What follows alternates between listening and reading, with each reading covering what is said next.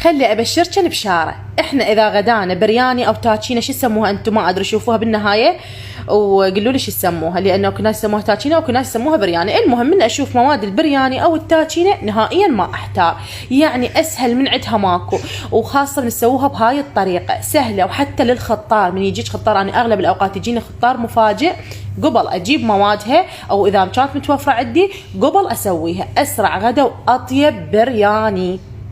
ما ادري بعد برياني تاتشينا. المهم مثل ما شفتوا ثرمت اللحم شرح، لحم عجل، لحم غنم، كيفكم ثرمته. وترهم حتى على الدجاج، لكن احنا هنا يحبونه على اللحم اطيب يقولون. واذا على الدجاج ما يحبون افلسه وياه، يحبون الدجاجه وحدها مقلايه عليه، بس هو هيك هو والحشوه مالته.